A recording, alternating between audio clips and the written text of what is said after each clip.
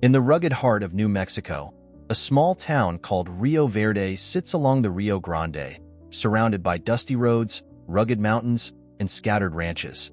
The town had always been quiet, untouched by the chaos of the outside world. But one day, a group of rowdy bikers, known for their criminal activities, rolls into town, causing trouble for everyone they come across. They target an elderly rancher, an unassuming man named Hank, who they think is easy prey. What they don't know is that Hank is not just any old man. He's a retired Green Beret sniper with a past filled with dark memories and deadly skills. What happens next will not only send a powerful message, but will also unravel a criminal empire they never saw coming. Before we continue with the story, tell us where you're watching from. If you like this story, hit that subscribe button and turn on notifications because tomorrow we have a special story for you. Rio Verde was a small town, tucked away in the highlands of New Mexico, nearly invisible to the rest of the world. The dusty streets ran like veins through the arid landscape, and the Rio Grande, a thin trickle here, curved lazily through the outskirts, cutting the land into narrow patches of dry, cracked earth. Few people ever came to Rio Verde unless they had business or relatives in town. Most locals were ranchers, and their lives revolved around the land, the cattle, and the quiet rhythm of rural existence. Hank Clayton had lived on his ranch just outside the town for nearly 4 decades. He wasn't a man to fuss over things. He liked his privacy, his routine, and his solitude. His ranch, though not big by any stretch, was his world. He took pride in the land, the animals, and the home he had built with his own hands. He never sought recognition. All he wanted was peace. And for the most part, Rio Verde had been kind to him. Hank had seen many things in his life, things most people would never imagine. 20 years spent in the army, serving as a Green Beret sniper, had hardened him in ways he couldn't explain. He didn't talk about his service, didn't need to.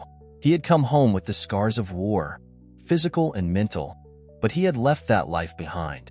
Or so he thought. It was just after lunch when Hank first heard the rumble of motorcycles. It wasn't an unusual sound in itself. Occasionally, bikers would pass through town, looking for a place to stop for a meal or a quick drink. But this was different. This was loud. The roar of engines was deafening, the vibrations of the bikes rattling the windows of Hank's modest home. And they were coming fast.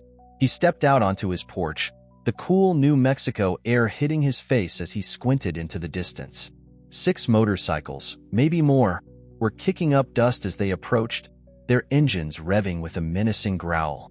Hank's hand instinctively went to the old rifle he kept propped up by the door. The bikers didn't seem like the casual, friendly types who were just passing through. As the group neared, Hank saw the colors on their jackets, black leather, with the words "Black Vultures" emblazoned in bold letters across the back. His gut tightened. These weren't just any bikers. These were trouble. The Black Vultures were notorious, a gang with a reputation for causing mayhem wherever they went. Hank had heard of them over the years, but he never imagined they'd show up here. The bike slowed as they approached Hank's driveway, pulling in one by one. Hank didn't move, his eyes locked on the group, watching them with the calm, steady gaze of a man who had been through worse than this. He didn't know what they wanted, but he wasn't about to give it to them. As the first biker dismounted, Hank took a deep breath, knowing that whatever came next, it wasn't going to end well. The Black Vultures dismounted one by one, their boots kicking up dust as they approached Hank's ranch. The sun hung high in the sky, its heat baking the land into a scorching blanket. But despite the oppressive warmth, Hank's stance was cool, his eyes locked on the group of bikers as they gathered in front of his property. They were loud, obnoxious, and full of swagger. The leader, a burly man with a long, graying beard and thick tattoos covering both arms, stepped forward with a smirk plastered across his face. His leather vest, adorned with patches and symbols of the Black Vultures, creaked as he moved. "Nice place you got here, old man," the leader called out, his voice dripping with sarcasm. "This your ranch? Looks like you've got some money in this." Hank didn't respond right away. He wasn't interested in playing games. His weathered hands rested on the porch railing, and his mind moved quickly. He didn't recognize any of these men, but he knew what they represented. These weren't travelers passing through. These were predators. And predators didn't come looking for a meal unless they knew there was something to take. The leader took another step forward, his boots thudding against the dry earth as his men followed behind. "You got a problem with us stopping by?" the leader asked, his grin widening as he sized Hank up.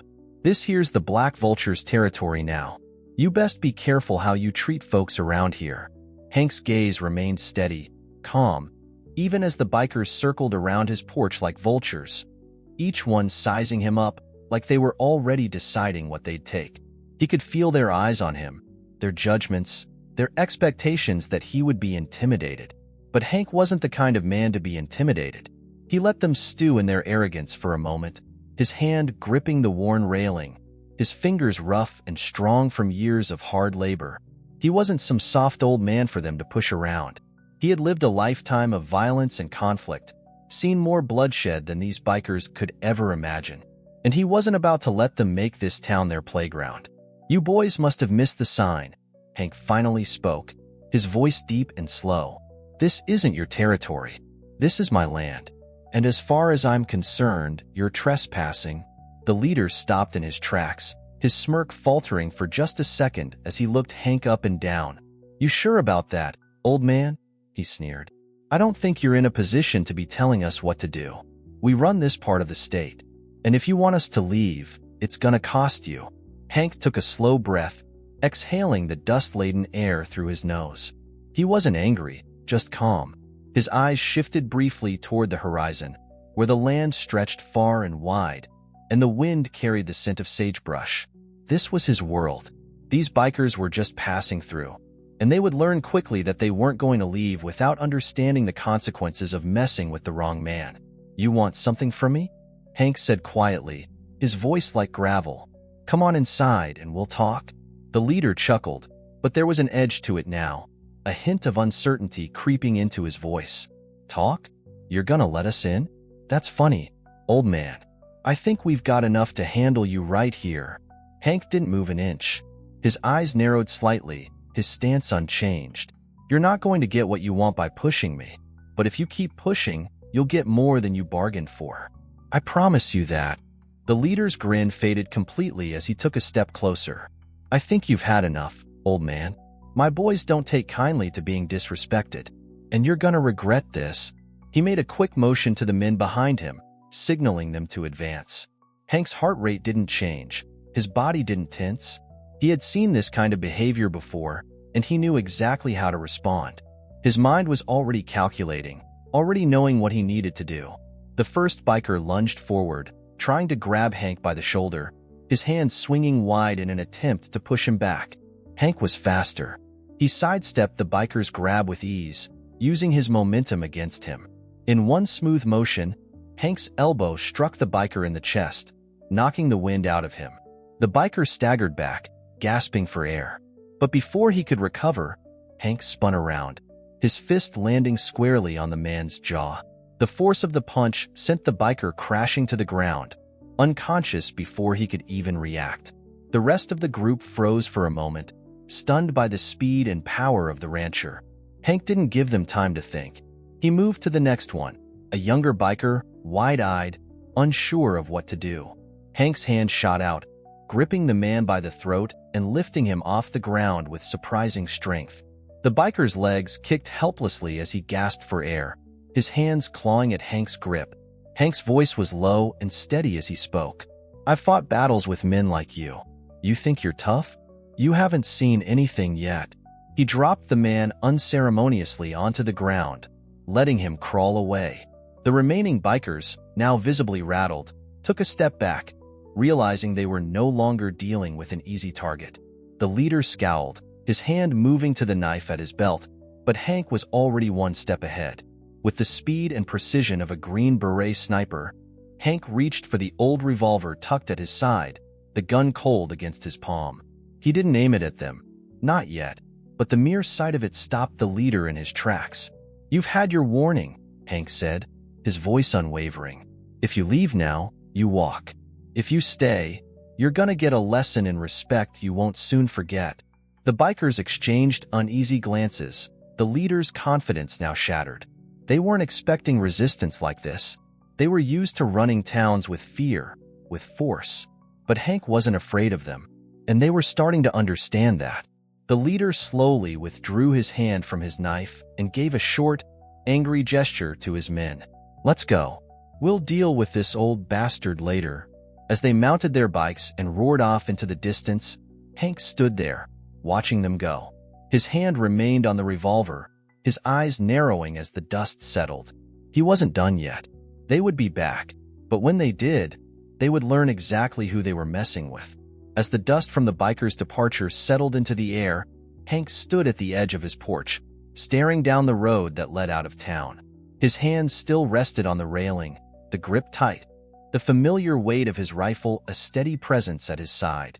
The bike's engines had faded, but the tension in his chest remained, like a storm that hadn't quite passed. It was quiet again, too quiet. The town of Rio Verde had returned to its routine. The cattle still grazed lazily on the hillsides, and the wind still whispered through the barren land. But Hank knew this was just the beginning. Those bikers would be back, and when they came, it wouldn't be as simple as telling them to leave. Hank could feel it deep in his bones. His mind flashed back to the days when he'd been a soldier, the long years spent in places he couldn't talk about, doing things that no one should have to do. He'd seen enough death, enough destruction, to know what kind of men the Black Vultures were. They weren't just thugs. They were part of something bigger, a corrupt network built on violence, greed, and fear.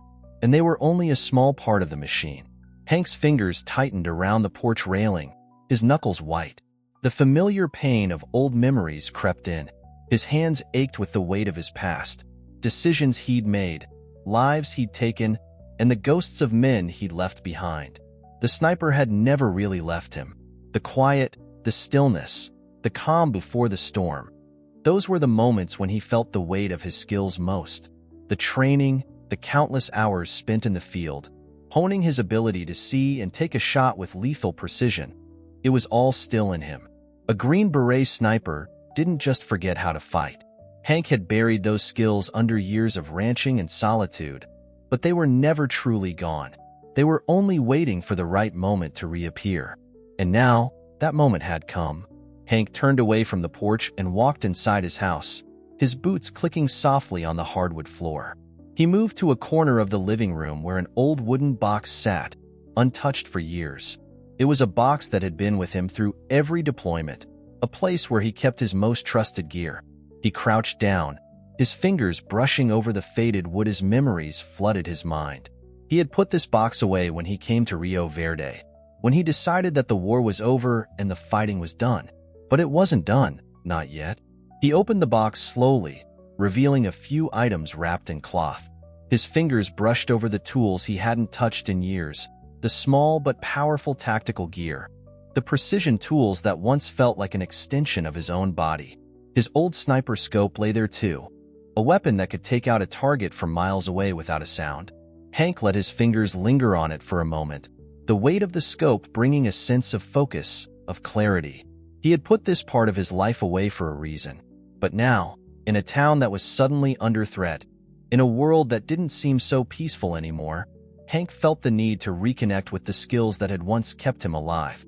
The world was changing, and the Black Vultures weren't going to stop with a few threats. They were here for something more, something that would cost this town everything if left unchecked.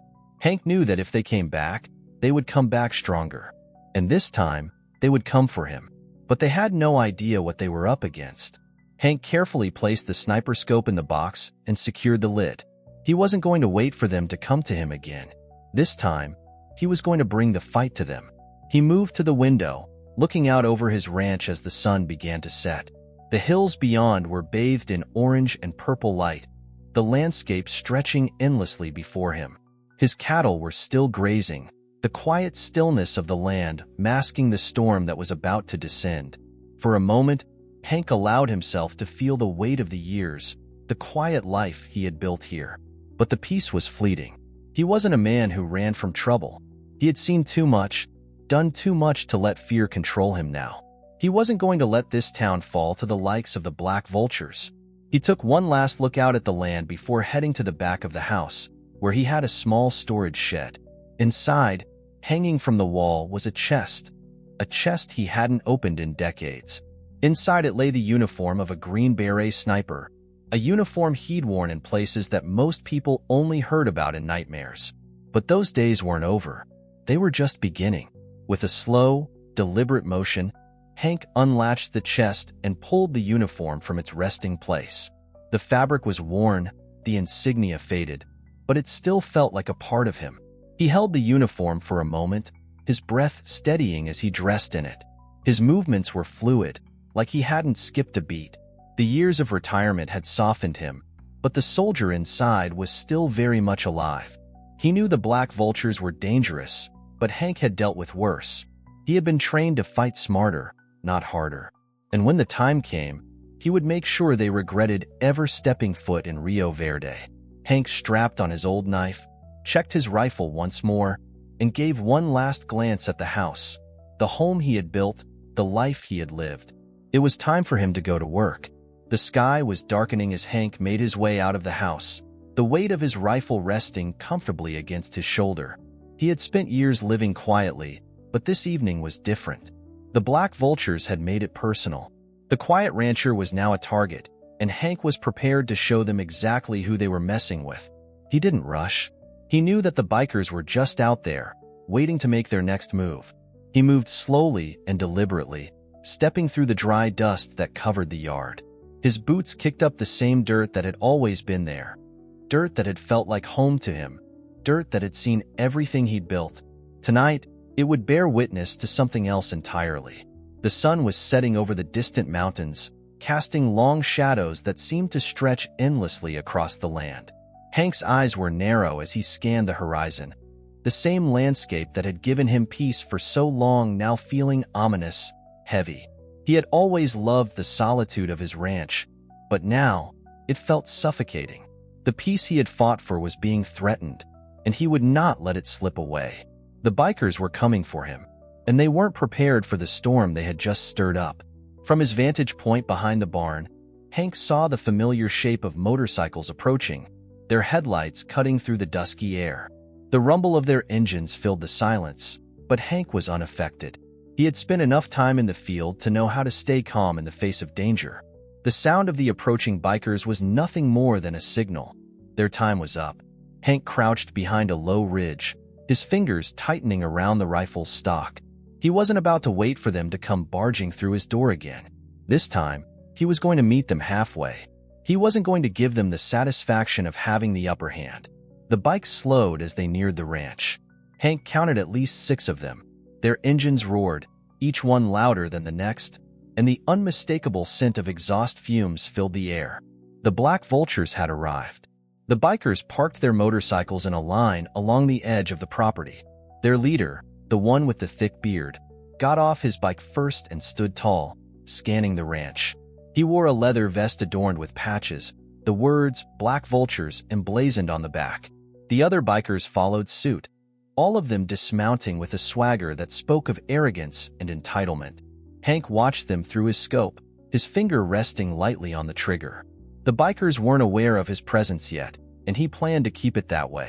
They had no idea what was in store for them.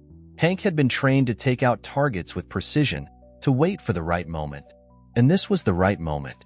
The leader of the group raised his hand, signaling to the others to fan out.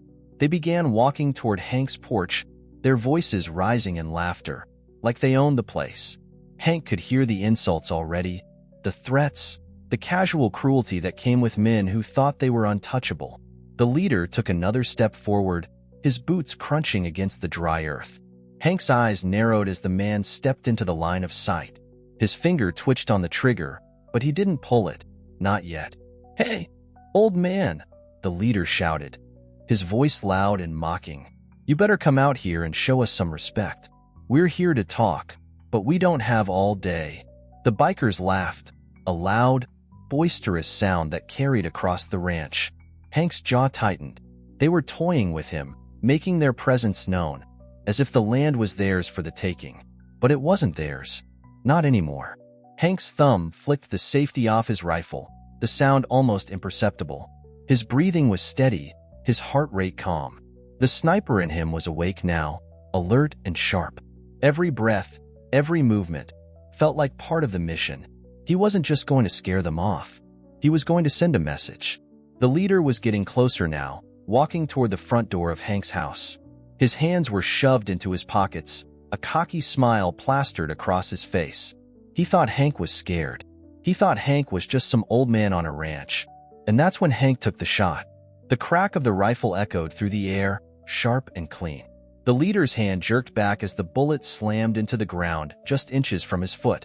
A warning shot that sent a shockwave through the bikers. The sound was deafening, and for a moment, everything seemed to freeze. The leader's eyes went wide as he spun around, looking for the source of the shot. But Hank was already gone, already moving to a new position, blending back into the shadows. He wasn't going to let them get the upper hand again. "Who the hell do you think you are?" the leader shouted, his voice trembling with rage. "Come out here, you coward." Hank didn't respond. He wasn't going to give them the satisfaction of engaging in their little game. He knew what they wanted. They wanted fear. They wanted submission. But Hank wasn't going to give them that. Instead, he took another shot. This time, he aimed for the tire of one of the motorcycles. The explosion of rubber and metal sent a cloud of dust into the air, and the sound of the blast was enough to send a ripple of panic through the group. One of the bikers yelped, stepping back in fear as the others scrambled to assess what had just happened. "You want to play this game?" Hank's voice rang out, low and steady, from somewhere behind them. "I don't think you're ready for it." The bikers turned in confusion, trying to locate him, but Hank had already moved again.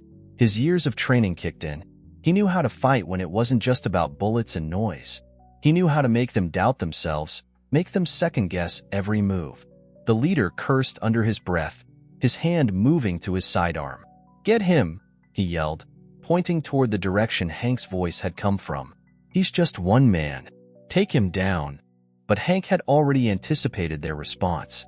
As the bikers fumbled with their weapons, Hank's rifle sang through the air once more, and another biker dropped to the ground, clutching his side where the bullet had hit. Panic rippled through the gang, and Hank could see the fear in their eyes now. They had come to Rio Verde thinking it would be easy, thinking they could bulldoze through a small town, but they hadn't counted on Hank Clayton. The bikers, now visibly rattled, fumbled with their weapons and scrambled to get into position, but they were out of their element.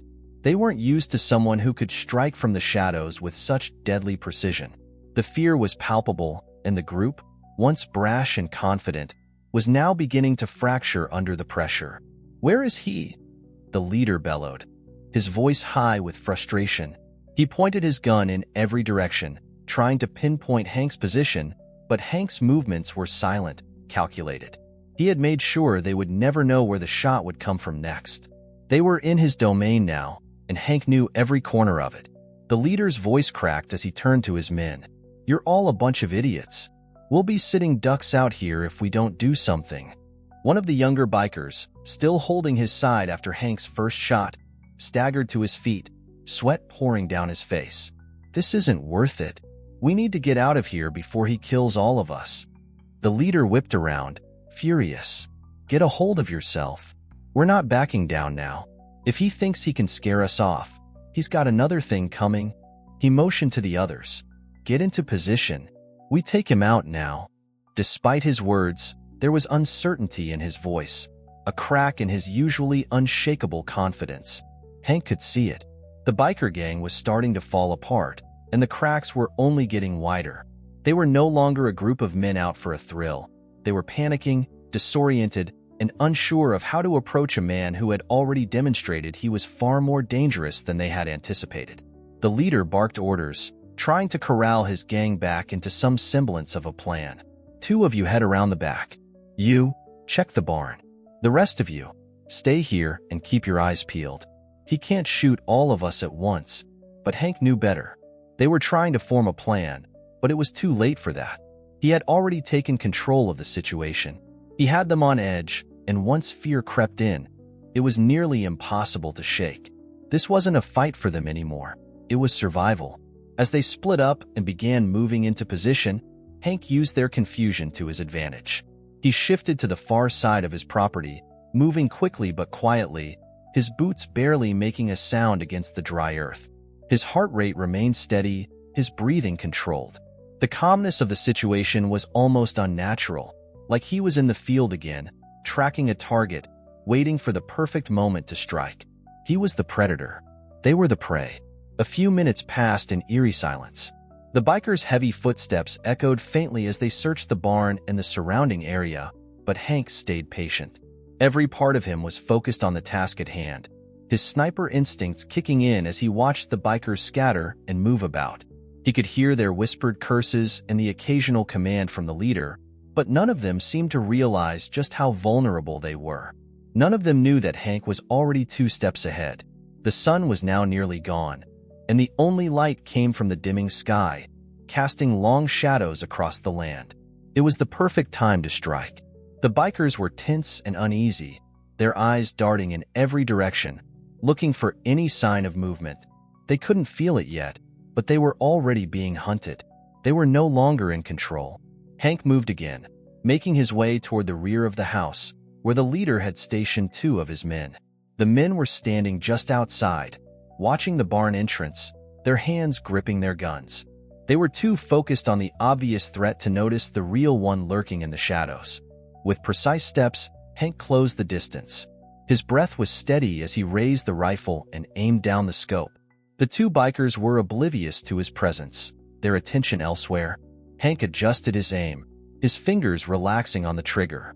He took a slow, deliberate breath, then squeezed.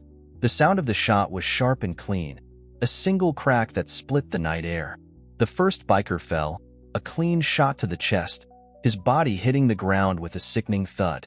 The second man reacted immediately, his eyes wide with panic as he reached for his gun, but it was too late. Hank's second shot was faster, another clean hit, sending the second biker crumpling to the earth. In the distance, Hank heard the leader shouting, his voice filled with panic. What the hell? The remaining bikers rushed toward the sound of the shots, but by then, Hank had already repositioned. He was like a shadow moving through the landscape, slipping from one vantage point to the next, staying 2 steps ahead. The bikers were disoriented, their numbers now thinned, their confidence shattered. The leader's voice cracked with desperation. We need to get out of here. This is some kind of ambush. Hank smiled grimly to himself. They weren't going anywhere. Not until he was ready. With 2 of their men down, the remaining bikers regrouped by the bikes, trying to strategize, but they were already too shaken. They were reacting, not thinking. Fear had set in. They knew this was no longer a confrontation with a rancher. It was a confrontation with someone who had been trained to deal with enemies far more dangerous than them. The leader cursed under his breath, his hand gripping his gun tight, as he scanned the surroundings. His mind raced, trying to figure out where Hank was hiding. But Hank wasn't hiding. Hank was hunting, and there was no way they could outrun him.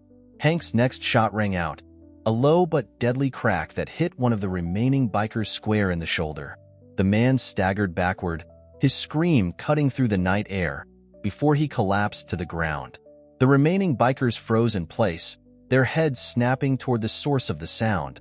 But by then, Hank was already repositioning. The gang was falling apart, and Hank knew that now was the time to finish this. The remaining bikers, now shaken and panicked, were no longer the threat they had once been. Hank had been methodical in his approach, every shot precise and deliberate. He had crippled their confidence and their numbers. But the leader, still standing among the chaos, hadn't given up. The man was desperate, trying to rally what was left of his crew, but it was clear that fear had set in, and fear made a dangerous enemy. Hank watched them from his vantage point behind a thick, weathered tree at the edge of his ranch. He had moved quickly between cover. He was a shadow, blending into the environment, invisible in the night. He could hear the leader barking orders, though his voice was strained, thin with panic. The black vultures were no longer in control. Hank had taken the reins of this situation. The leader turned to the others, his face grim, his hands shaking as he pointed toward Hank's house. We've got to push through. We've got no choice. We're losing men, but we can still make this right. The bikers who remained looked reluctant, but their leader's authority was the last thread holding them together. Hank's sharp eyes didn't miss the hesitation in their movements. They were scared. The once brash gang had been humbled by an unseen force, and now they were just trying to survive. The leader had lost the grip he once held. Hank's focus didn't waver. He was in position, but now he needed to make his final move. There was no more time for games. These men had come looking for trouble, and now they were about to find out what happened when you picked the wrong man to mess with. He knew it wasn't just about getting rid of the bikers now. It was about breaking them, shattering their belief that they could take what they wanted from this town. That was where their empire fell, not just in the fight, but in the realization that they were no longer feared. Hank didn't need to take out every one of them. He didn't even need to engage in a firefight. He just needed to finish what he'd started, to make them understand that they had no place here. The rest would unravel on its own. He checked the rifle in his hands once more. The familiar weight of it was comforting. This weapon had been his companion through countless battles. It had served him well in places where survival was a matter of life and death, and now it would do so again. The next biker took a hesitant step forward, his eyes darting nervously across the ranch. He was only half-heartedly looking for a fight. He wanted out, wanted to leave the place before Hank finished them off entirely. Hank saw the fear in his eyes, and he took advantage of it. Another shot rang out, and the biker crumpled, the bullet hitting him square in the leg, sending him to the ground with a howl of pain. The leader turned sharply at the sound, his eyes wide. The man was starting to break. His bravado was fading, and Hank saw it for what it was, desperation. "Where the hell is he?" the leader screamed. "Where is that son of a bitch?" He raised his gun toward Hank's house, but Hank was already moving. He slipped through the shadows, silent as a predator. As he reached the side of the barn, he crouched low, adjusting his aim. The leader had no idea where Hank was anymore. He'd made sure of that. Hank's next shot wouldn't miss. In the distance, the remaining bikers were scrambling, their heads swiveling in every direction as they tried to spot the sniper. They had no idea that they were playing right into his hands. The leader was losing control. As Hank steadied his breath, he took the shot, hitting the leader directly in the arm, the force of the bullet sending him sprawling backward. The gun fell from the leader's hand, skittering across the dirt as the man hit the ground, clutching his wounded arm and groaning in agony. The bikers froze, panic taking hold of them like a vice. Hank was no longer just hunting them. He was destroying their morale, piece by piece. They didn't know where he was, they didn't know where to look, and they didn't know what to do. They were cornered, outgunned, and outclassed. One of the remaining bikers, a younger man with a jagged scar across his cheek, stumbled forward, trying to take control. "We've got him on the run. We're not done yet," he yelled. But there was no conviction in his voice. His orders fell flat, swallowed by the silence that hung over them like a death sentence. Hank's voice broke through the air, low and steady, carried by the wind. "If you want to walk out of here, leave now. This isn't your fight anymore." The words echoed across the ranch, cutting through the tension. The bikers didn't know how to respond. The gang had prided itself on its reputation, on being feared. But in the face of Hank's calculated precision, their bravado had fallen apart. The young biker, the one who had tried to rally them, stopped in his tracks, his breath coming fast as his eyes flicked to the ground. The fear had already set in. It was over. They were out of their depth. The leader, still writhing in pain, tried to raise his head, his voice shaky as he spat dirt. "You think this is over? You think you've won?" His words were thick with disbelief, and it was clear he was finally realizing the magnitude of his mistake. Hank crouched down low, pulling out the final piece of his strategy, his radio. It had been a while since he'd used it, but he knew what he needed to do. He clicked the switch, the signal going out across the town. The authorities would be alerted soon, and when they arrived, the bikers would find themselves outnumbered and caught in their own lie. But Hank wasn't waiting for the law to arrive. He had already delivered his message. Hank spoke into the radio, his voice calm and final. "This town is mine now, and you're done." He turned off the radio and looked over at the leader one last time. The leader's eyes were wide with fear, his pride shattered, and Hank knew that the gang had just learned a lesson they wouldn't forget. It was over. Hank had broken them, and soon the entire criminal empire they were part of would collapse. The stillness of Hank's ranch felt like the calm before a storm. The faint buzz of cicadas filled the air, but the tension between the remaining bikers was thick, as palpable as the heat that still radiated from the cracked earth. The Black Vultures had been dealt a blow, 2 bikers down, the leader injured, their morale shattered. Hank's voice, quiet but menacing, had set the tone, and the message had been received. They weren't welcome here. But that didn't mean the gang was finished. The leader, groaning in the dirt, wiped the blood from his arm where Hank's bullet had struck. His face twisted with pain and rage, but it was clear now that fear was his dominant emotion. He had underestimated Hank, and in doing so, he had made a fatal error. The gang wasn't used to being hunted, and they had been torn apart by a man they had thought was just an old rancher. Yet as the leader clutched his wound, the other bikers exchanged uneasy glances. Fear spread like wildfire through their ranks. One by one, they looked around, each silently weighing their options. The adrenaline from the initial shock was fading, and the truth began to sink in. They were outclassed. They were outmanned. And they had just walked straight into the kind of trap that didn't leave room for survival.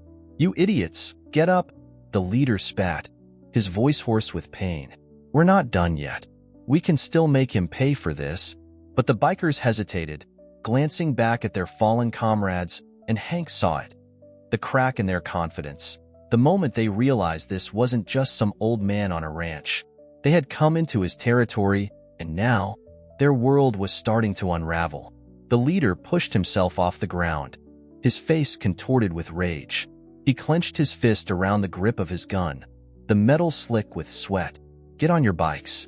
We're finishing this tonight. You hear me? We're going to wipe that bastard out." There was a murmur of reluctance among the group, but no one spoke up. The young biker with the scar on his cheek, still trembling from the previous shots, made eye contact with the leader, his voice low but unsteady. I don't know, man. He's good. He's better than us." The leader's eyes narrowed as he stepped forward, his voice low and dangerous. "Don't you dare start second-guessing me now. We're the Black Vultures, and we don't let some old man scare us off. You want to be weak like that? Huh?" The biker hesitated, but then shook his head, knowing full well that his hesitation could be seen as weakness. He straightened up and wiped his brow, setting his jaw as he gave a reluctant nod. "We'll hit him from all sides. You two," the leader said, pointing to the others, "take the north perimeter. We'll hit him from the east." No more hesitation. And just like that, the gang regrouped, their fractured confidence beginning to solidify, if only slightly. They were still scared, but now they had a plan. An uncoordinated, desperate one. But it was their last shot at taking control of the situation. Hank watched all of this from his vantage point, a calm, steady observer. He could hear their huddled voices as they whispered among themselves, trying to find a strategy. But he knew they wouldn't find one. They didn't have the experience, the patience, or the discipline to execute a proper counterattack. And they were too rattled, too frenzied to see that they were walking into a trap that Hank had already set. As they began moving toward their bikes, Hank rechecked his rifle, ensuring every component was in place. His eyes never left the group of bikers as they mounted their motorcycles. They revved their engines, a collective growl that filled the air as they started to circle, trying to get into position.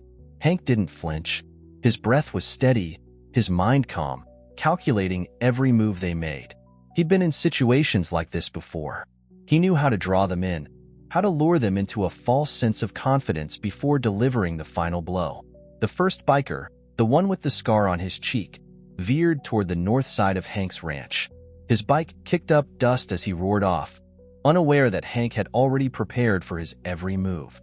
The others followed suit, moving in separate directions to encircle the ranch. They didn't know it, but they had just walked right into Hank's trap. Hank stayed motionless, crouching in the shadows. He let them take the bait. Let them think they were making progress, that they had the upper hand. It was only a matter of time before they realized they were too exposed. And by then, it would be too late. The leader, now on his bike, signaled for the others to stay in position. His eyes were scanning the ranch, his gun ready, his finger twitching with anticipation. He thought he had Hank on the run, but Hank had already anticipated their every move. The bikers' overconfidence would be their undoing. Hank waited for the right moment, keeping his eyes trained on the leader's movements as he made his way toward the east side of the ranch. The bikers were in the open, scattered across the property. There were no barriers between them and the danger that Hank had set up. The leader's eyes darted back and forth, his nerves clearly on edge, but he refused to show it. "He's got to be here somewhere," he muttered to himself. "We just need to find him." Hank's finger was on the trigger now, his breath slow and steady, his focus absolute. He had studied the movements of each biker. He knew exactly where they would be, and he knew exactly when to strike. As the leader rolled into the eastern corner of the property, Hank made his move. The rifle crackled through the silence, a shot so precise it didn't even seem real. The leader's bike jerked, a high-pitched screech filling the air as the man was thrown from his bike.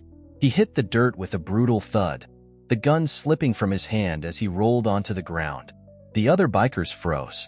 The sound of the shot had cracked through the tension like a thunderclap. For a moment, they didn't move, their brains too slow to process what had just happened. Then, chaos. The remaining bikers turned toward the leader, but Hank was already moving again. His next shot hit another biker, clean and fast. This time, the man didn't even have time to scream. His body dropped, his bike falling to the ground with a heavy thud. Panic spread like wildfire. The remaining bikers were running, shouting, trying to regain control, but Hank was always one step ahead. Each shot, each movement was designed to take them down without mercy. His precision, his calm, shattered their illusion of control. The gang was done. Hank had made sure of it. The air was thick with dust and tension as the remaining bikers scrambled, their faces contorted with panic. Hank's shots had been clean, and they knew they were outmatched. One by one, they tried to regain control, but Hank had already stripped them of their confidence, their unity, and their will to fight. They had underestimated him, and now they were learning the hard way that he wasn't the easy target they had thought him to be. The leader, still clutching his bleeding arm, was struggling to rise from the ground. He was disoriented, gasping for breath, but there was fire in his eyes, a flicker of rage that told Hank he wasn't done yet. He had come this far, and he wasn't going to give up that easily. He pulled himself to his feet with great effort, his gun still clutched in his good hand. "You think you've won?" The leader spat, his voice thick with pain. "You think this ends here?" Hank didn't flinch. He was already calculating his next move, studying the remaining bikers who had now gathered in a loose group by the bikes. They were shaken, but not yet defeated.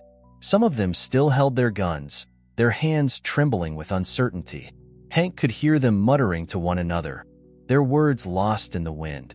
"We're getting out of here," one of the bikers said, his voice unsteady. "This isn't worth it. Let's go." But the leader, bloodied and broken, wasn't ready to give up just yet. His voice was low but filled with venom. "You're not going anywhere. We finish what we started now." He staggered toward his bike, still trying to cling to some semblance of leadership. But the cracks were already showing. The others exchanged uncertain looks, their resolve faltering in the face of Hank's unyielding calm. Hank's rifle never wavered. He wasn't aiming at them yet, but they could feel his presence, like a cold, invisible weight pressing down on them. The leader's arrogance was slowly crumbling. Hank knew it was only a matter of time before the rest of them realized they were already beaten. The first biker tried to move, his bike revving to life as he made a desperate attempt to flee. But Hank was quicker.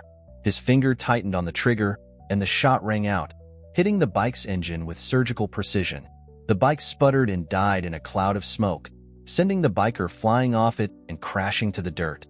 "Try to leave now," Hank's voice cut through the air, low and cold. "You're not going anywhere."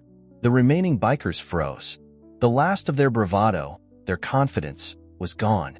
They were trapped, surrounded by a man who had already decimated their numbers.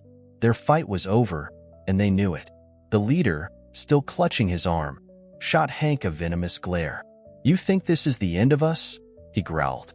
"You think we're just gonna roll over? You've made a mistake, old man. You don't know who you're messing with." Hank's eyes narrowed, but his voice remained steady. "I know exactly who I'm dealing with, and I know exactly how to finish this." With that, Hank took another shot. This time, it wasn't aimed at a man or a bike. It was aimed at the nearest barrel of fuel. The explosion was deafening, the blast lighting up the night sky in a violent flash of orange and yellow. The sound of the blast echoed across the land, sending a shockwave through the air that rattled the bones of everyone within earshot. The bikers staggered back, covering their heads, their faces twisted in shock and fear. The explosion had disoriented them, sending a surge of panic through the remaining men. Hank's point had been made. He wasn't just trying to stop them. He was ending this once and for all. The leader stumbled backward, his voice a strangled mixture of anger and disbelief. You think you've won, don't you? You think you've broken us?"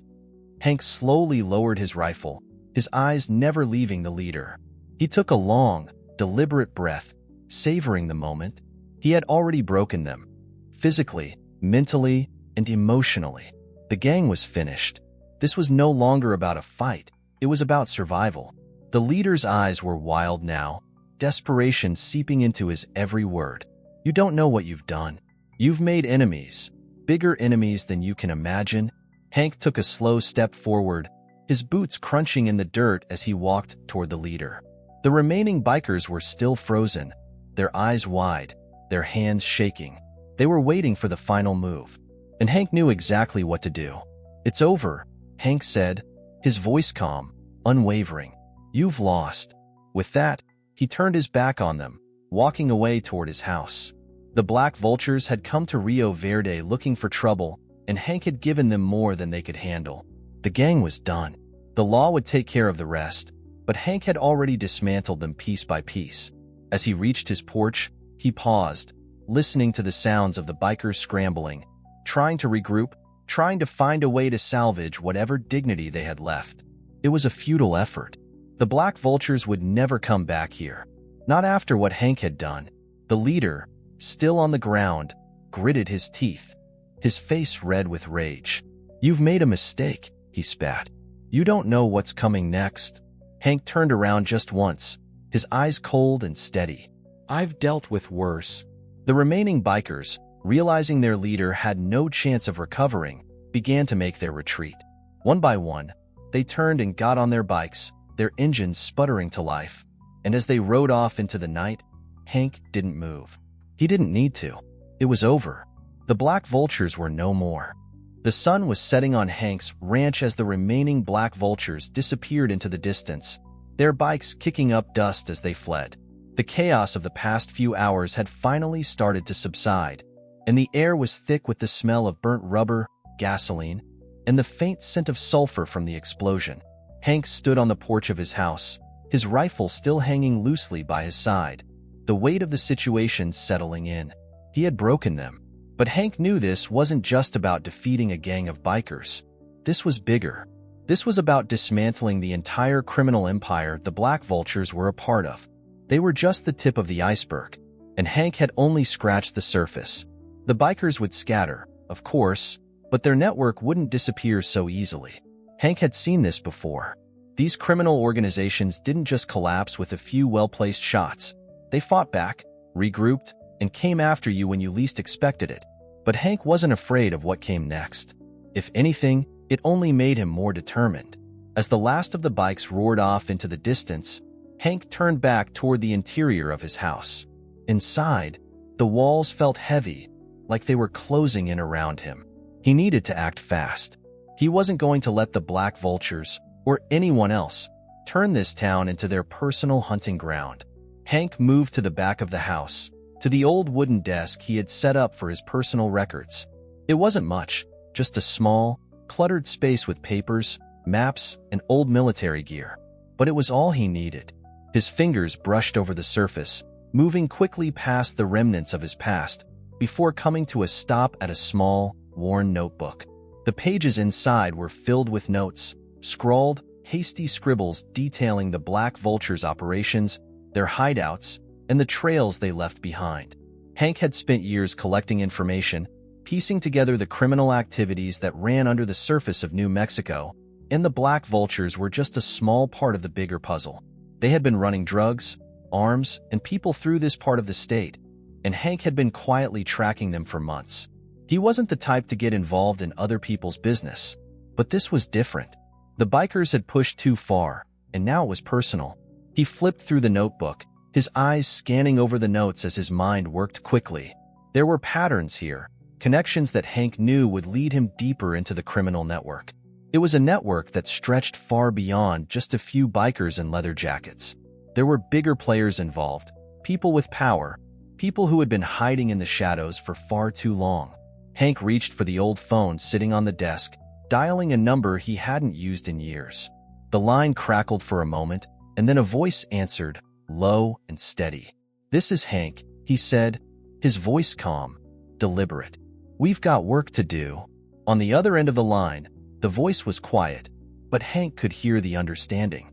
There was no need for explanation, no need for pleasantries.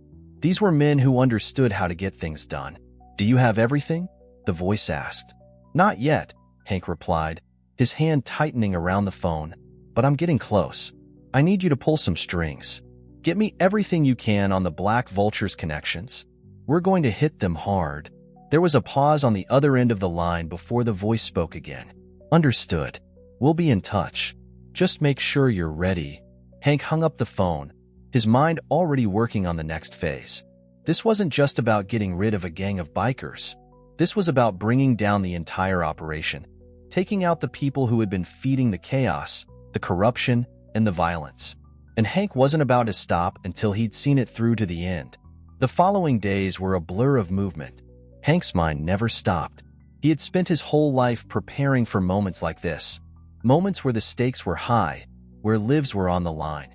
But now it wasn't just about survival. It was about something more. It was about justice, and Hank knew that if he didn't act quickly, the Black Vulture's influence would continue to poison the town. He wasn't doing this alone. His old contacts were working in the background, gathering intel, tracking down leads, and pulling strings.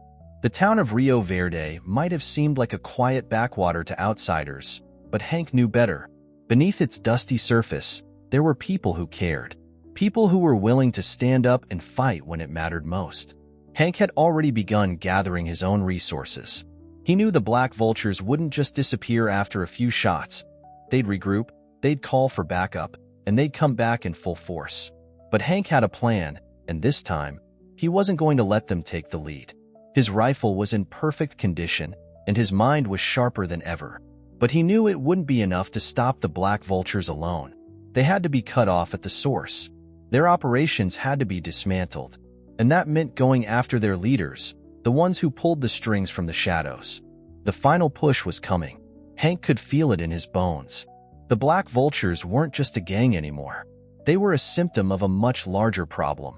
A problem that Hank had spent his entire life training to solve. And now, the time had come.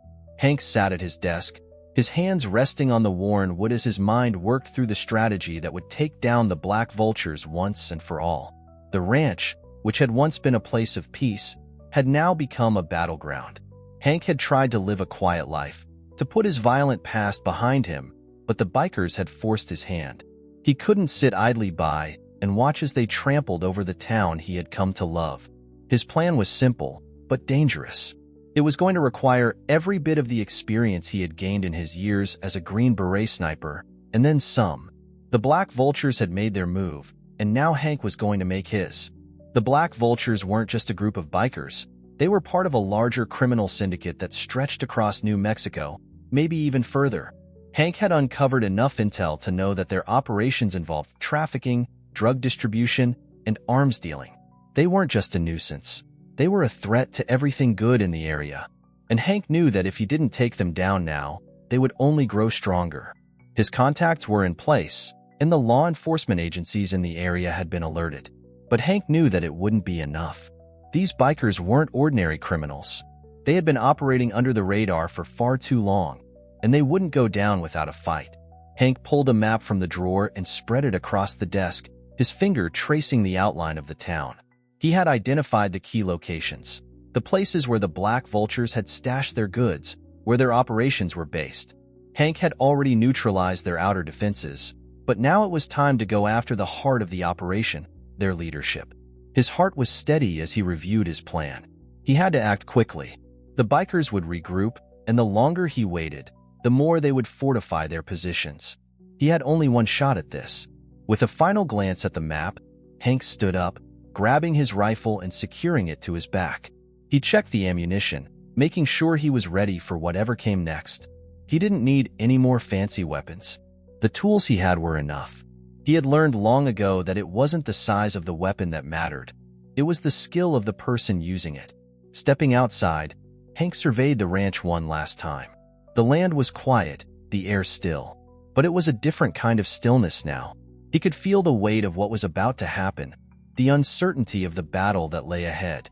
But Hank didn't waver. He was a soldier, and soldiers didn't hesitate. They acted when the time came.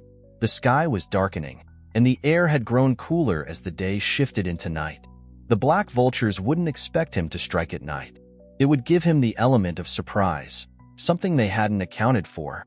Their arrogance would be their downfall. He set off toward the designated meeting point, his steps firm and confident. The shadows seemed to stretch around him, enveloping him in the quiet darkness as he made his way toward the biker's last known location. He had learned to move with the night, using the cover of darkness to his advantage. And tonight, he would use it to bring their empire to its knees. As Hank approached the outskirts of the town, he could hear the distant rumble of engines. The black vultures were still active, still making their rounds. It didn't matter. Hank knew exactly where they were, and he knew exactly where to hit them. They wouldn't even know what hit them. He reached his position, an elevated ridge that overlooked the compound where the black vultures had set up shop. The area was quiet, except for the sound of the wind rustling through the desert brush. He took a knee, carefully setting up his rifle, his body aligning with the steady rhythm of his breath. Hank's eyes narrowed as he peered through the scope, studying the layout of the compound below. He could see the bikes parked outside, their engines idling. There were a few bikers standing guard, but most of them were inside, likely discussing their next move. Hank didn't care about the details. He didn't need to. All he needed was a shot at their leadership, and once that was done, the rest would scatter. The first shot rang out, silent and deadly, cutting through the night air. The first guard, positioned near the entrance of the compound, crumpled to the ground without a sound. The second shot took out another guard, this one stationed near a stack of crates. Hank moved quickly, his eyes darting over the compound, counting down the seconds between shots. His breathing was slow and controlled, his movements precise. He had done this hundreds of times before. The black vultures didn't stand a chance. One by one, Hank picked them off. The remaining bikers were oblivious to the fact that their numbers were thinning. They were too busy strategizing, too focused on their own plans to realize that they were already being dismantled. Hank had always been a man of precision. He knew how to eliminate threats without leaving a trace. And tonight, he was erasing the black vulture's grip on Rio Verde, one bullet at a time. The last shot was the cleanest. It took out the leader, the man who had been barking orders just moments before. Hank didn't need to see the man fall. He knew it was over. When the leader went down, the rest of the gang would follow. They wouldn't know where to turn, and they wouldn't be able to regroup. As the last of the bikers fell, Hank slowly lowered his rifle. He remained in his position, watching the compound below, waiting for any sign of movement. But there was none. The black vultures were done. Hank remained still for several minutes, letting the silence settle around him. He had done what needed to be done. The rest of the gang would flee, but Rio Verde was safe. The corrupt criminal empire that had once threatened this town was no more. He slowly packed up his gear and made his way back to the ranch. The mission was complete, but Hank knew that the peace he had fought so hard to protect would never be the same. The black vultures were gone, but their legacy of fear and violence wouldn't fade easily. Hank had given the town a fighting chance, but it would take time to rebuild what had been broken. For now, though, he could rest. He had one. Hank walked slowly back to his ranch, his boots making soft, rhythmic thuds against the dirt road. The night air was cool, but his mind was anything but at ease. The job had been done, the black vultures decimated, but the weight of the events didn't lift from his shoulders. There would be no victory parades, no celebrations. The battle might be over, but Hank knew better than most that it was the aftermath that would shape the future. As he neared his ranch, the familiar outline of his house came into view. The porch lights were on, casting a warm glow against the darkened landscape. Hank had built this place with his own hands, a sanctuary from a lifetime of war. It had been his retreat, his peace. But peace had a cost, and Hank had just paid a heavy one. He reached the porch and stopped, his eyes scanning the property. Everything appeared calm, the ranch quiet as always, but Hank's instincts told him something was different. It wasn't the physical wounds that lingered. It was the emotional toll, the memories of everything he had done, the things he had had to bring back into focus to win this fight. He set his rifle down on the porch, the weight of the weapon a reminder of the violence he had just unleashed. It wasn't that he regretted what he had done. He didn't. The black vultures had been a blight on this town, a cancer that needed to be eradicated. But the way he had gone about it, the way it had all unfolded, was still weighing on him. It was a harsh reminder that a man who had once served in wars wasn't meant to return to a peaceful life so easily. Hank let out a slow breath, wiping his face with a hand that had seen too many years of dirt, sweat, and blood. He didn't need to check on the town. He already knew. Word would spread quickly, and the authorities would be here soon enough. They might praise him for what he had done, but they wouldn't know the full story. They wouldn't know the cost. The sound of tires on gravel pulled Hank from his thoughts, and he glanced up to see a truck pulling into the yard. A familiar vehicle, one he recognized, though he hadn't seen it in years. It was an old military-issue truck, dusty, but reliable. Hank's jaw tightened. He knew exactly who it was before the truck even came to a stop. The door of the truck opened, and a tall figure stepped out. His face was familiar but older, with the same hard, calculating look that Hank had seen many times before. "Jake," Hank muttered, his voice heavy with both recognition and something else, something Hank had never quite known how to explain. Jake Colton had been Hank's superior back when they were both Green Berets, fighting in places Hank preferred to forget. Jake had been a brilliant strategist, always 3 steps ahead, always ready to get the job done, no matter the cost. But it was the cost that haunted them both. Jake looked over at Hank, his expression unreadable as he approached. The weight of their past hung between them, an invisible barrier. "You're in a mess, Hank," Jake said, his voice low, the weariness of someone who'd seen too much reflected in his tone. "I heard about the bikers, and I heard about your involvement in this." Hank didn't speak for a moment, just stood there, his eyes focused on the horizon. He knew Jake's appearance wasn't just coincidental. There were always strings being pulled, and Hank had known when he took down the black vultures that it wouldn't go unnoticed by people like Jake. "I didn't ask for it," Hank said, finally meeting Jake's gaze.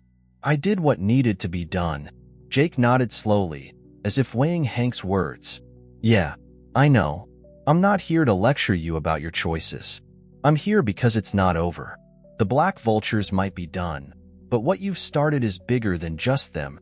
Hank's stomach clenched at the words. He knew exactly where this conversation was headed. The black vultures were only one part of a much larger operation. Hank had only scratched the surface of the network, but that wasn't the part that haunted him. It was the knowledge that the violence he had unleashed was a gateway to something darker, something he wasn't sure he was ready to deal with. "Jake, I didn't ask for this," Hank repeated, his voice a little sharper now. "I've spent too many years trying to live a quiet life. I'm done with all that. Whatever bigger means, I'm not the one to go looking for it." Jake took a step forward, his eyes locking onto Hank's. "You think they won't come for you? The people the black vultures worked for?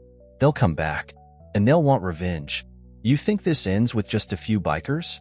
No, Hank. This goes deeper. You've taken down the messengers, but the people behind them, the real ones pulling the strings, they won't stop." Hank felt a bitter knot twist in his stomach. He had always known there would be consequences, but hearing it from Jake, someone who had been in the thick of it with him, brought it into stark reality.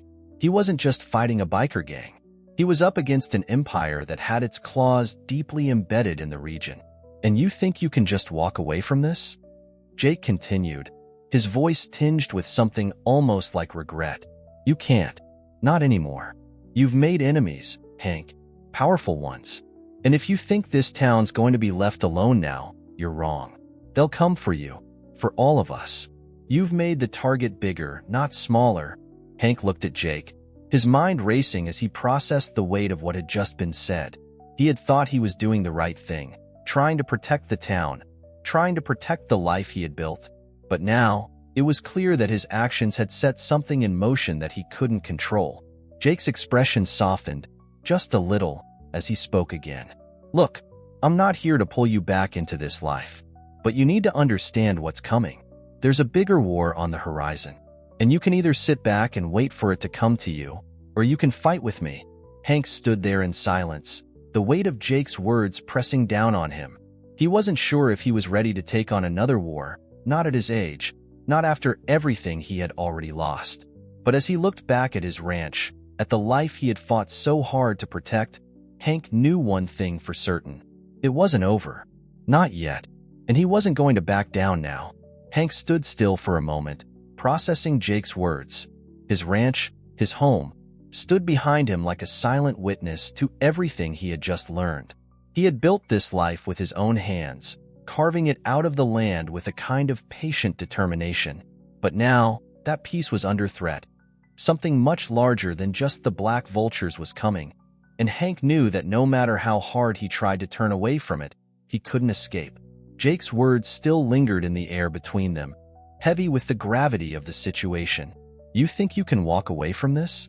Hank repeated under his breath, as if trying to hear it aloud one more time, to make sure he understood what Jake had been trying to tell him. The truth gnawed at him. He had been living in denial for too long. He couldn't pretend anymore. The empire that the Black Vultures had been a part of was just one faction in a much larger underworld. They were only the foot soldiers, the visible face of a network that spanned far and wide. And Hank had already begun dismantling that network, piece by piece. The bikers, the leaders, the corrupt officials, they had all underestimated him. "All right," Hank said finally, his voice low and steady. "What do you want from me?" Jake gave a small, almost reluctant nod, his expression softening slightly as he answered. "You can't do this alone, Hank. You need to trust me. We need to hit them where it hurts. The Black Vultures weren't the beginning, and they sure as hell won't be the end. We've got to go after the ones pulling the strings. The real threat."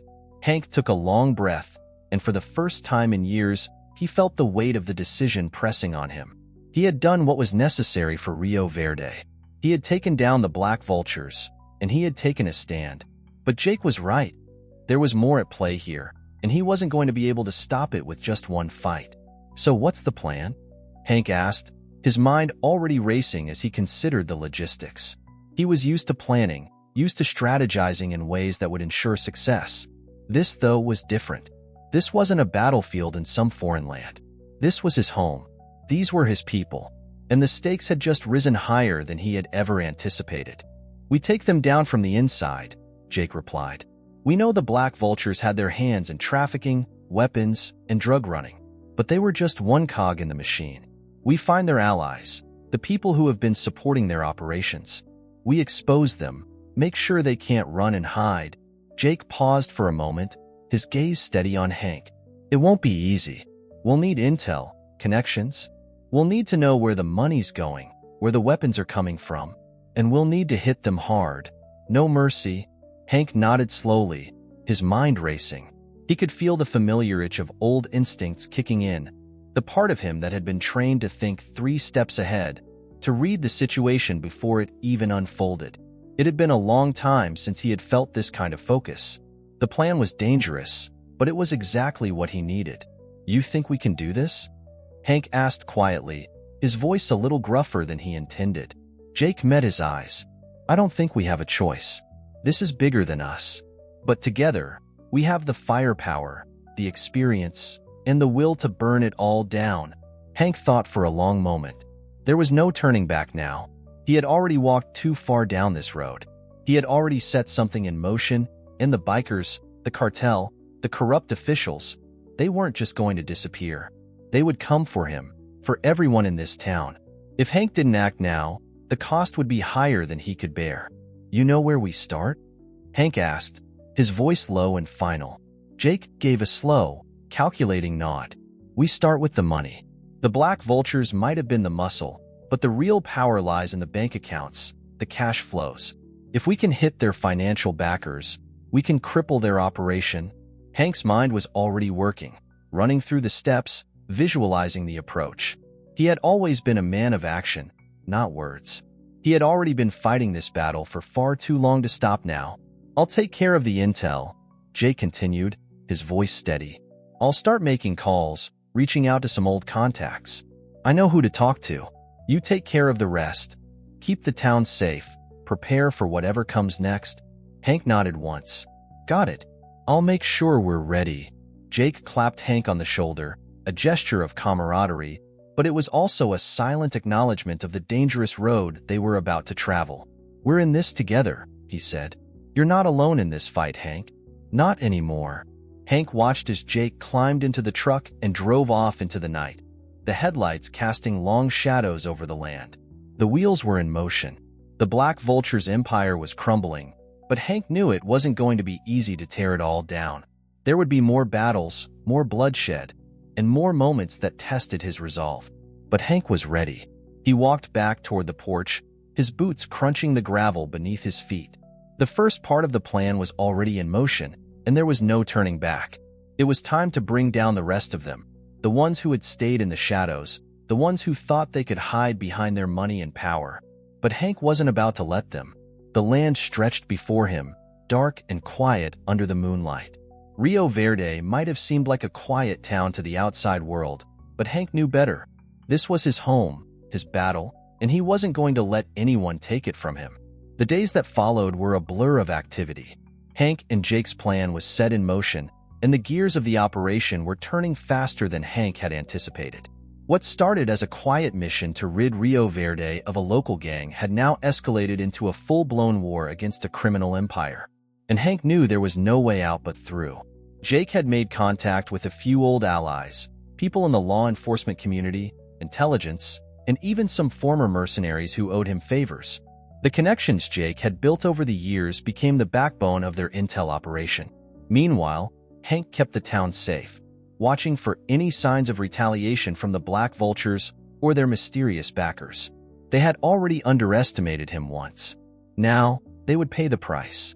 The first break came when Jake managed to uncover a series of wire transfers, large sums of money flowing through several bank accounts, linked to the Black Vultures but buried in layers of shell companies and offshore accounts. Hank had seen this before. He knew how it worked. It was all about laundering the money, hiding the tracks, but Jake's skills and his network were slowly cracking the code. The second break came when Hank received an anonymous tip. The source was reliable, someone inside the operation who was getting cold feet. They had inside knowledge of the Black Vulture's major shipments, the ones they were preparing to move through the region. But Hank wasn't going to make the mistake of rushing into the confrontation without more intel. He needed the final piece of the puzzle. Then came the night when it all began to fall into place. Hank was sitting at the kitchen table, going over the maps and intel that Jake had sent him, when the phone rang. It was a signal from Jake, an encrypted call that only Hank would know to answer. "Hank, it's time," Jake said, his voice low and serious. "We've got everything we need. I've been tracking the last of their money trail. They're preparing to move a big shipment of weapons into town, and we've got their location. It's not just some minor shipment either. This is their big score. Everything they've been working toward. This is where we hit them." Hank's pulse quickened, but his face remained impassive. The Black Vultures had no idea what was coming. This wasn't just about the Black Vultures anymore. It was about something bigger, something far more dangerous. Hank had been pushing them back for weeks now, dismantling their operations one by one, and now it was time to bring down the entire syndicate. "We go in tonight?" Hank asked, his voice steady. "Tonight," Jake confirmed. "We hit the compound. It's heavily guarded, but I've got intel on their shift rotations. We'll get in, take down their leadership, and burn their operation to the ground.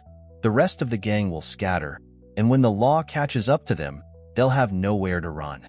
This is it, Hank. We finish this." Hank felt a surge of determination course through him. This was what he had been training for his entire life. Every instinct was telling him it was time to go, to act, to make sure the Black Vultures would never hurt this town again. But this wouldn't be like the previous fights. This was the endgame. The black vultures would be nothing more than a footnote in the history of Rio Verde, and Hank would make sure of it. "We'll move at midnight," Hank said, making the decision without hesitation. "Get the word out. I'll be ready." At midnight, Hank drove through the quiet streets of Rio Verde. His headlights cut through the darkness as he made his way to the outskirts of town, where Jake and the others were waiting. The air was thick with anticipation, but Hank didn't allow himself to feel the weight of it. He was a man of action, not words. And tonight, action would speak louder than anything else. The team had gathered by the edge of the compound, a fortified warehouse just outside town, hidden from view but not far enough to escape Hank's watchful eye. The black vultures had made the mistake of thinking they could operate under the radar. Tonight, they would learn just how wrong they were. Jake, along with a small team of mercenaries and law enforcement officers, was in place, ready to strike. The plan was simple. Hank and Jake would lead the charge, taking out the guards and leaders inside. The rest of the team would sweep through the compound, securing the area and making sure there were no escape routes. Hank's heart rate was steady, his mind focused. He could already hear the distant hum of the warehouse, the murmur of activity as the black vultures prepared for their shipment. He adjusted his gear and checked his rifle one last time. Everything was in place. "Ready?" Jake asked, his voice a whisper in Hank's ear. "Let's go," Hank replied, his eyes locked on the compound ahead. The operation went off without a hitch. Hank and Jake moved like ghosts through the shadows, taking out the guards one by one with precision. The rest of the team followed behind, clearing the compound and securing the perimeter. Every step Hank took was calculated, every decision made in an instant. The black vultures had no idea they were already surrounded. Inside, the compound was chaos. As the black vultures realized they had been ambushed, panic set in. They scrambled for their weapons, but it was too late. Hank was already inside, moving with military precision. He took out 2 of the remaining leaders, his shots clean and efficient, before signaling Jake to move forward. "Clear," Jake called out, his voice low and confident. Hank nodded and moved forward, finding the rest of the gang huddled in the back office. They tried to flee, but Hank's team was already there, cutting off their escape routes. The black vultures had nowhere to go. Hank and Jake approached the last of the leaders, men who had been orchestrating the operation from behind the scenes. They were cornered, their faces twisted with fear as they realized their empire had crumbled. "You've got 2 choices," Hank said, his voice calm and steady. "You can walk away and never come back, or you can rot in a cell for the rest of your life. The choice is yours." The men exchanged nervous glances, but the fear in their eyes told Hank everything he needed to know. They were done. With the leaders taken care of and the compound secured, Hank stood in the middle of the operation they had just destroyed, the full weight of their criminal empire crumbling around him. They had thought they could control Rio Verde, but now they were nothing. They were a relic of the past. Hank turned to Jake, who had a small, satisfied grin on his face. The job was done. The black vultures were finished. The rest of their network would fall apart in the wake of the operation. Rio Verde was safe, and Hank could finally breathe easy. But as the team began clearing the compound, Hank couldn't shake the feeling that this victory was just the beginning. The criminal world was never truly gone. It only adapted. But for tonight, at least, Rio Verde was free. The air was thick with the scent of burned rubber and the harsh tang of metal as Hank and Jake surveyed the aftermath of the operation. The compound was now a shell of what it had once been, a place of refuge for the black vultures and their illegal operations. But now, it was quiet, save for the distant sound of sirens growing louder as law enforcement made their way toward the scene. Hank stood tall, his rifle slung over his shoulder, his eyes scanning the area one last time. It was over. The black vultures had been decimated, their operations dismantled, and their leadership brought to its knees. But as the dust began to settle, Hank knew that there were still questions to be answered. There was still more to this story, more layers to uncover. He turned to Jake, who had already begun speaking to the officers arriving at the compound, giving them the rundown of what had transpired. Hank could tell the authorities were both impressed and wary. There had been no shortage of bloodshed, but everything had been clean, precise, and purposeful. They had executed the mission flawlessly, but Hank's mind was already moving past this victory. "Jake," Hank said, his voice low, "we've taken down the black vultures, but the real question is, who's behind them? Who's funding them? Who's been pulling the strings all this time?" Jake turned to him, his face grim but resolute. "We've still got work to do," he said, his voice tinged with the weight of the same realization. "The black vultures might have been the face of the operation, but there's a larger network, one we haven't fully exposed yet. It's not just bikers we're dealing with. There's an entire criminal syndicate in place, and the money flows far beyond just a few low-level gangsters." Hank nodded, his eyes narrowing as the reality of what they had started set in. "Then we need to hit them where it hurts. We go after the money, after the infrastructure that keeps these people in power." Jake agreed, his eyes sharp with the same burning determination. "We'll need more intel. I'll start tracking down the remaining pieces, people who have been on the inside, others who know where the money's been funneled. But this isn't just about taking down a few more names. It's about bringing down the whole system that's been enabling this corruption." Hank's pulse quickened as the plan began to take shape. He was no longer fighting just for his ranch, for the people of Rio Verde. He was fighting for something bigger, something that, once it was exposed, could change the entire landscape of the region. But he also knew that this fight wasn't going to be easy. There were powerful players at work, and they wouldn't go down without a fight. As the last of the black vultures were escorted out of the compound in handcuffs, Hank and Jake set their plan into motion. They split up, each heading in a different direction to gather more intel on the syndicate. Hank knew that time was critical. The black vulture's empire might be crumbling, but there were others waiting to take their place.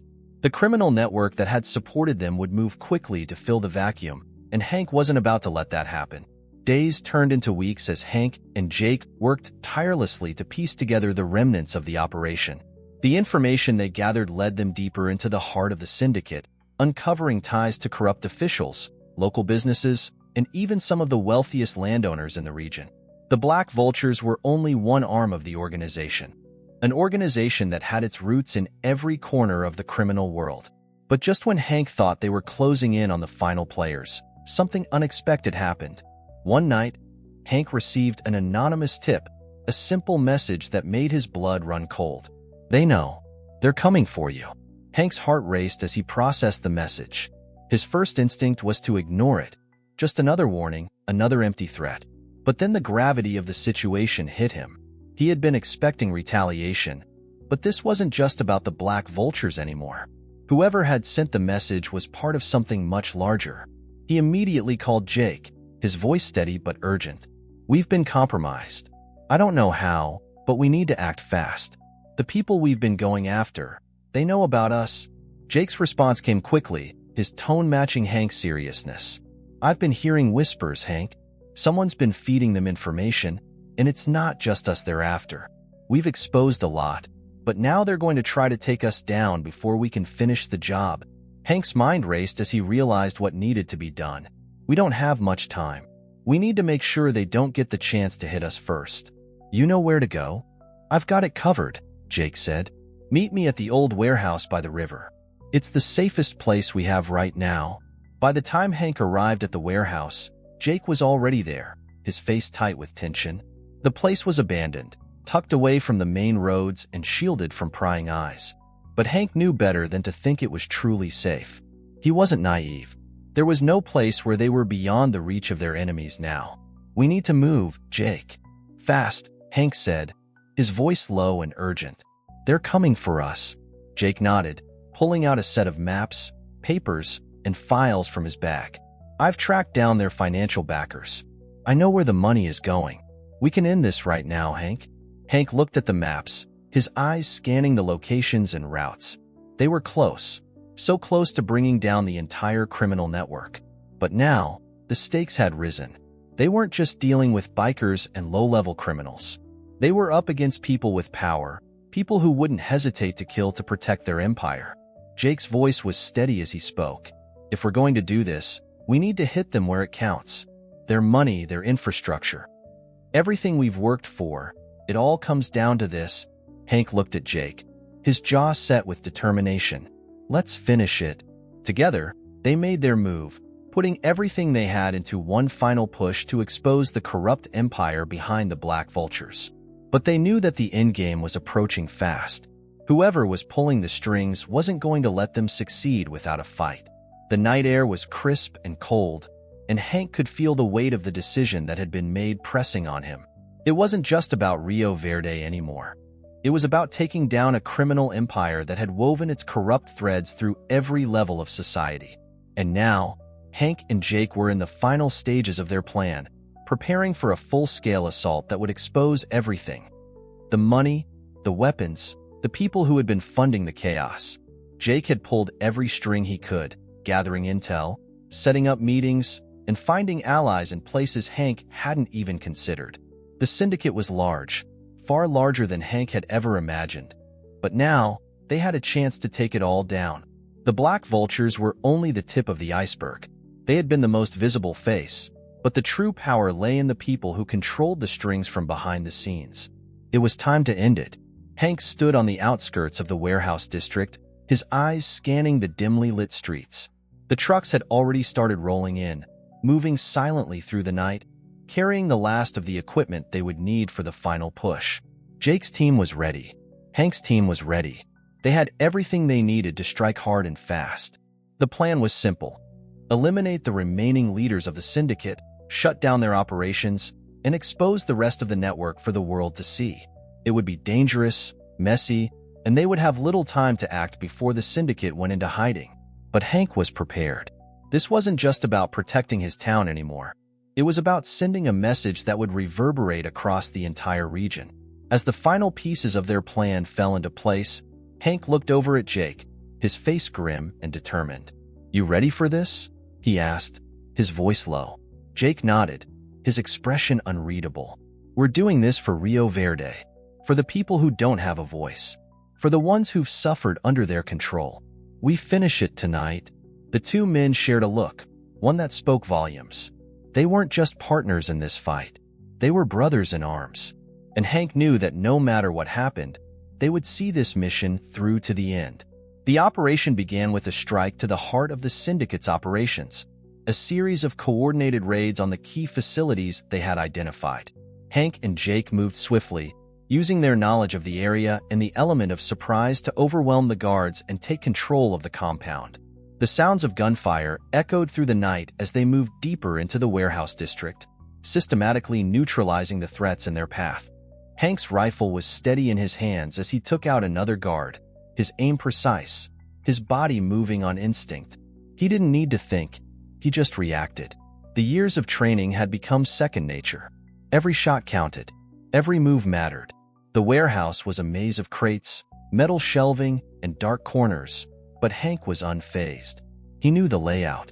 He had studied it for days, and with every room they cleared, the closer they got to their goal. They were dismantling the operation, piece by piece. Jake was right beside him, moving with the same precision, taking down enemies without hesitation. They made a perfect team, tactical, disciplined, and unyielding. No one was getting out alive. They had already sealed off the escape routes, and there was nowhere for the syndicate's leaders to run. As they reached the heart of the warehouse, Hank's pulse quickened. They were getting closer to the top. The leaders of the syndicate were holed up in a fortified office on the second floor, behind thick metal doors and reinforced windows. But Hank wasn't concerned. They had come this far, and they weren't about to stop now. Jake nodded to Hank, signaling that it was time. They moved forward, their guns raised as they approached the door.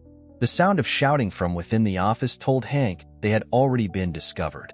The leaders were trying to mount a defense, but it wouldn't be enough. Hank and Jake burst through the door in a coordinated rush, taking out the two guards stationed inside before they could react. The leaders of the syndicate, a group of men who had thought themselves untouchable, stood frozen in the center of the room, their faces pale with shock and fear. "You're done," Hank said coldly, his voice carrying a finality that echoed through the room. "The Black Vultures are gone. Your empire is finished." The men tried to resist, reaching for their weapons, but Hank was faster. One by one, the leaders fell to the ground, their dreams of power and control shattered. The final blow had been struck. The syndicate was no more. Jake turned to Hank, a grim smile on his face. "We did it. It's over." Hank nodded, but his mind was already moving forward. The fight wasn't over yet, not completely. The authorities would arrive soon, and the cleanup would begin. But the black vultures were gone, and the criminal empire that had plagued Rio Verde for so long had been eradicated. The town was safe. The land was theirs again. The days that followed were filled with a sense of quiet victory. Hank watched as law enforcement took control of the compound, securing the evidence and arresting the remaining members of the syndicate. The authorities moved quickly, knowing that they had the support of the town behind them. The weight of the operation had been lifted, and Hank could finally breathe. But as Hank walked through the streets of Rio Verde, he knew that the town had been changed. The people were no longer living in fear. They had witnessed firsthand what it took to bring down a powerful criminal syndicate, and they had Hank to thank for it. But Hank knew that there would always be shadows lurking in the corners of the world, always threats waiting to rise again. It was a reality he had come to accept over the years. But tonight, Hank allowed himself a moment of peace. He walked back to his ranch, the sun setting behind him as he passed the old wooden gate. He had fought for this place, for these people, and for his own redemption. His past was never far behind him, but for the first time in years, Hank felt the weight of his actions shifting from something that had haunted him to something that had set him free. Rio Verde was safe. For now. If you enjoyed this story, please leave your comment below and don't forget to like, share, and subscribe to our YouTube channel where your support means the world to us. We look forward to bringing you more content that inspires growth, joy, and purpose. Thank you for watching, and we'll see you tomorrow for another special story.